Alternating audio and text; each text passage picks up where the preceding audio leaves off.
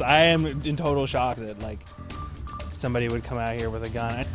Right now on KGW, neighbors are reacting after a Clark County Sheriff's deputy shoots and kills a man accused of threatening to kill his parents. Plus, I first thought it was a car accident. What we know about a chaotic scene in Springfield, Oregon that left a suspect dead and 2 officers hurt. Then, when the flood recedes, when the fire is out, when the windstorm is over, how do you put Humpty Dumpty back together again? some Oregon lawmakers are pushing for funding to shore up the state's emergency response after they say the tsunami scare highlighted cracks in the system. And later, if we want to be a world-class city, we should have a world-class venue. the local leaders and sports stars hoping to keep the Blazers around for generations to come. What they're pushing the city and state to do ahead on the news at noon.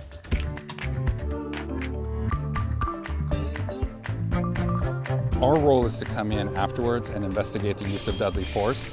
So for our purposes, it all starts at this point, and we begin that investigation going forward. The Washington Office of Independent Investigations is in Clark County today after a deputy shot and killed a man in Vancouver last night. Thank you for joining us this afternoon. I'm China Green. Police say it all happened in a matter of minutes, from the moment the man's parents called 911 to when police found him near Main and East 19th in downtown Vancouver. Celine Stevens is near the scene with the latest. Celine.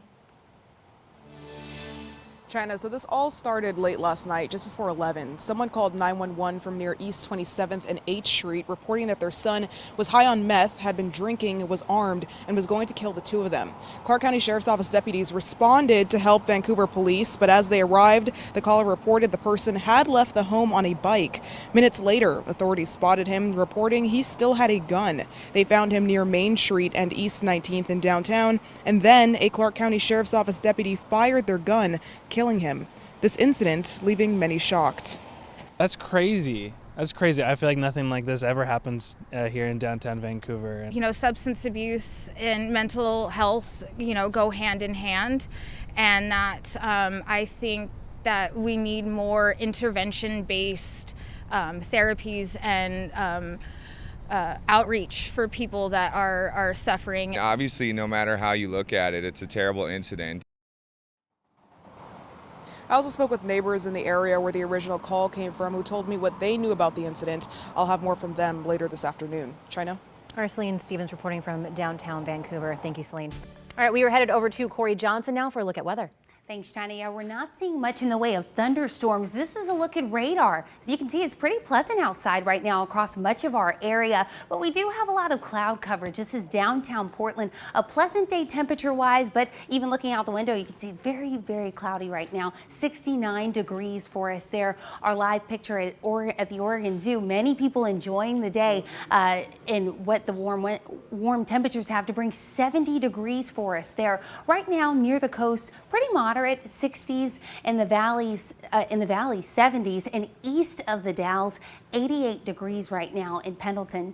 We're monitoring a red flag warning, but I'll get to that in just a little bit. If you are planning out the rest of your day, right now sitting at about 69 degrees, partly cloudy for much of the day, getting into the low 80s around 4 p.m., but then those temperatures die down as we get into the evening.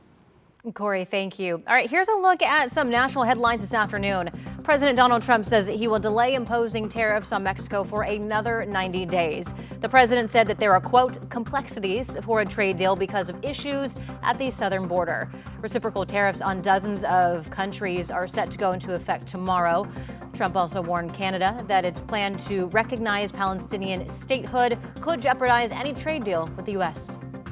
The suspect accused of killing 3 people and injuring several others in a mass shooting at a casino in Reno, Nevada, has died. Dakota Haver was shot in an exchange of gunfire with police who responded to the shooting scene last Thursday. According to police, he died last night.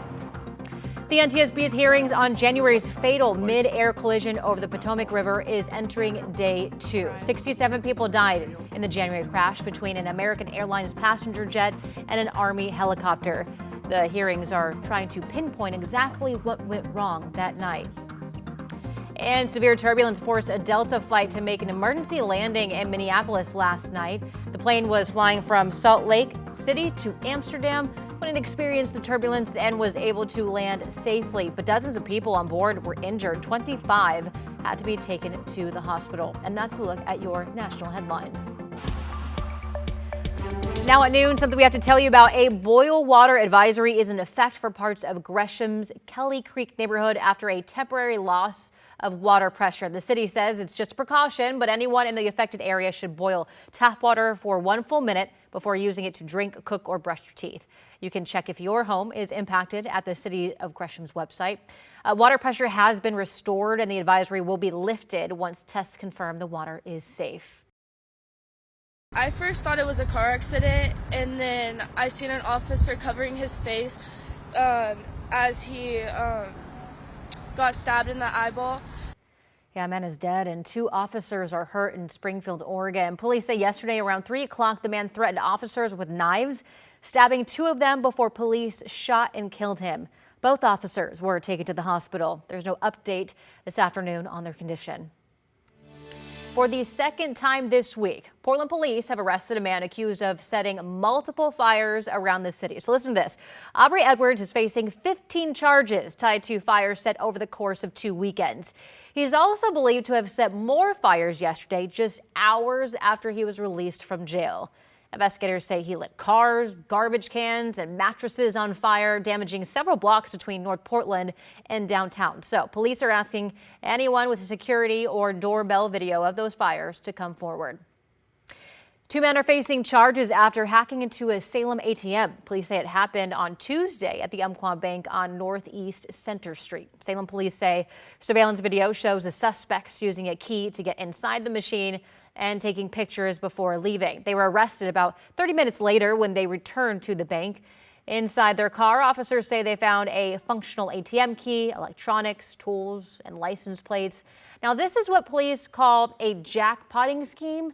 It's the unlawful installation of malware to bypass the authorized transaction process so that the ATM will dispense money on command. But police say this does not directly affect consumer accounts. Tsunami advisories have been canceled for the Oregon and Washington coast following Tuesday's 8.8 magnitude earthquake off the coast of Russia. Now, some Democratic lawmakers in Oregon say the scare is highlighting the gaps in our current response system. And we can either just continue to try to whistle past the graveyard and hope that nothing bad happens, or we can act like responsible leaders and say, you know what, this is going to be a little painful. We're going to have to figure out a long-term strategy for funding. Now, lawmakers are looking for funding so the Oregon Department of Emergency Management can have a 24-hour operation center. They're also hoping to upgrade alert systems so both locals and visitors on the coast can get notifications. That plus more training and better facilities for first responders. The flood recedes when the fire is out, when the windstorm is over. How do you put Humpty Dumpty back together again in a format that actually plays to our strengths and doesn't depend upon FEMA, which is losing its capacity? Lawmakers say that they want to reintroduce the plan to make this happen during the next legislative session in February. Next week, leaders in Yamhill County are planning to address fears around ICE arrests. This comes after a video surfaced that shows ICE agents making an arrest outside the Yamhill County Jail. ICE raids will be one of the main topics during a summit next week where leaders will discuss immigration issues. Community leaders say that they want to help people to feel safe leaving their homes. They're starting to hunker down, so we're not seeing as many folks going out for shopping. We're hearing from our health network that some folks are just not going to appointments. If it gets bad enough, what we'll see is that people just won't show up to work. I'd like to see clarity of what is allowed and where and when, and enforcing our state laws in those vulnerable areas. Local leaders say they want to hear from state leadership on what's being done to protect people's rights. The conference will take place on Monday at the Salem Convention Center. In Southwest Washington, the way a city councilor chose to protest the Trump administration's policies on transgender rights has put her at the center of a controversy after a topless protest. So we do want to warn you that there are some blurred images of nudity in this story. So earlier this month, Stevenson City Councilor Lucy Losser, who's transgender, stood on the Skamania County Courthouse lawn without a shirt and was arrested for indecent exposure. Losser is also running for mayor of Stevenson, and the primary is less than a week away. And protesting topless was like the best way that you felt. I couldn't think of a better method of protesting the president calling me a man than taking off my shirt and getting arrested for it. This is not about a transgender. This is about a city council official, an elected official, a city council member that is going topless and committing a crime. The second person we heard from there is a local business owner who started a petition to recall Losser's campaign for mayor. If the petition moves forward, it would need 178 signatures within 180 days to trigger the recall. You can watch the full 6-minute long version of this story on our TV streaming app, KGW+.